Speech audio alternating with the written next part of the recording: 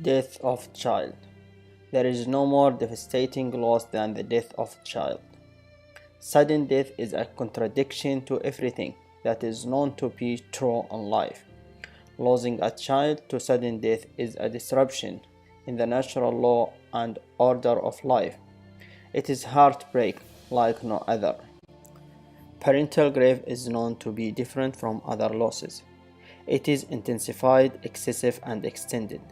Grieving parents say that their grief is a lifelong process, a long and painful process, a process in which they try to take and keep some meaning from the loss and life without child.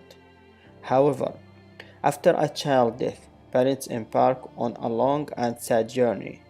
They can be very frightening and extremely isolated, a journey that never really ends. The hope and wish that healing will come eventually is a deep and persistent one for grieving parents. Grief is a process, and some parents don't survive it.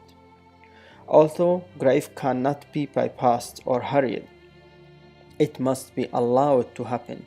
Parents don't go through grief and come out the other side as before the loss. Grief change parents. Some of common reaction of grieving intense shock, confusion, disbelief, and denial.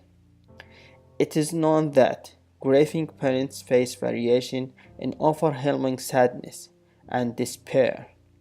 It might go to the extent that facing daily tasks or even getting out of bed can seem impossible.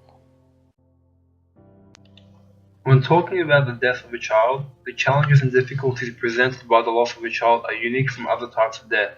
The loss of a child signifies a loss of innocence and upsets the expectation that the old died first. Due to the unique interdependency between the child and the parent, the subsequent grief experience is far more intense than other types of death.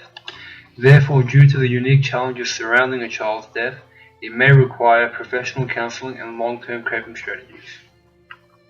An important concept in understanding parental grief is to realize that although both fathers and mothers grieve deeply, that they also grieve differently. Societal expectation that the father has to be the rock of the family can place an unmanageable burden on men and deprives them of their ability to grieve. Other issues facing parents is that people might fail to recognize the attachment and significance of the child to the parent, which is especially more common in cases of infant mortality. Other factors such as avoiding emotions, judgmental relationships, and unresolved grief from a previous loss can further complicate and interfere with the grieving process. It is significant to consider that not all people grieve the same way or react to a typical response. Generally, this idea is that the normal way to respond to loss is to react with intense distress or depression, that we need to work through our grief, that we will eventually come to a resolution, and to do otherwise is indicative of pathological deviant attitudes. However, it's not the appropriate view, as these assumptions fail to acknowledge the variability that exists in response to loss. So from the ideas and research we've just presented, it's incredibly difficult to generalize how parents respond to the death of their child. General statements can be made about the family dynamic changing, parents changing in one way or another, but it very much depends on the individual. In any case, the news is unsettling at the very least for the parents, as no parent expects or wishes to outlive their child. I thought I would compare two different examples of parental bereavement from my own experience. One example is an elderly couple losing their child at 49 years of age, and the other is a young couple losing their child due to birthing complications.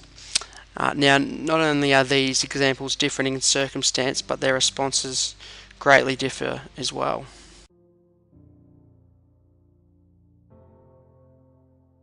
So in the example of the elderly couple, their response was prolonged, with the emotional response, particularly for the mother, seemingly not diminishing, even some years after the death. Reminders of their child triggered pain and sorrow in them, highlighting the attachment to the child was still quite strong, and that the adjustment to living without the deceased hadn't fully been achieved. It also indicates that this couple had adopted a loss-oriented model where their focus was very much upon the relationship with their child and the experience of loss. In contrast, the young couple losing their unborn child had a definite and swift readjustment to life without their child. Granted, there will be less personal attachment because the child wasn't born, but the emotional attachment is still certainly existed, and a significant emotional response was still elicited. Years after the death, there was still a strong remembrance and acknowledgement of the child, and grief was still certainly ongoing as they grieve a life that wasn't. Their swift acceptance of their loss indicated they went through a restoration-oriented model, as they were focused on rebuilding their lives after their experience of death. So there are just two examples of parental bereavement I've observed. Both couples certainly work through their grief, albeit at different rates and under different circumstances. It is a lifelong process, as reminders of the child, such as birthdays, clothing items or photos, will bring back painful memories to some extent. So what do we need to do as grieving parents? First of all, we have to admit to ourselves that grief is overwhelming, unpredictable, painful, draining, and exhausting, that our grief shouldn't be diminished or ignored. We have to acknowledge the need and desire to talk about our loss with family, friends, and religious groups. Professional counseling is also efficient, or maybe joining a parent support group. Also, we shouldn't neglect the importance of creating memorial services and other rituals as ways to honor and remember the child's life. We have to try to be patient and forgiving with ourselves, letting go of fear and guilt when the time seems right and the grief seems less, and more importantly, reassuring ourselves that we were and still are loving parents. We have to admit the fact that we should accept that we are allowed to feel pleasure and continuing our lives, knowing our love for the child overcomes the death tragedy. So we have to say that sometimes after a period of feeling good, we find ourselves back in the old feelings of extreme sadness and despair or anger. This is often the nature of grief, its ups and downs, and it may happen over and over for an unknown period of time. It happens because we as humans cannot take in all the pain and the meaning of death at once, so we let in a little at a time. Now moving to my role as a health professional when dealing with grieving parents. There are a number of important actions that can be taken to help grieving parents. So we need to listen to parents and construct a deep, thoughtful conversation around the child. I believe we should let parents express their feelings freely and start from there.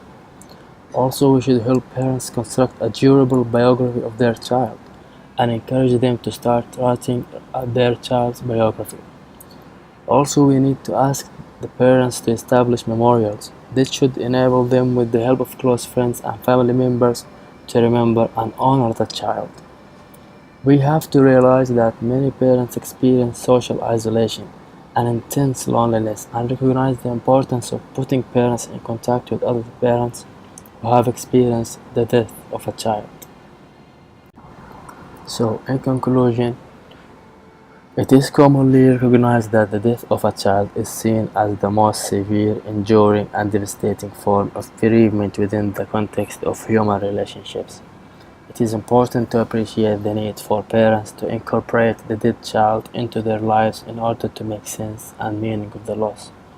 We, as people who care and work with grieving parents, need to understand the unique circumstances surrounding the death of a child and the varied ways parents deal with their grief in order to achieve the best outcome.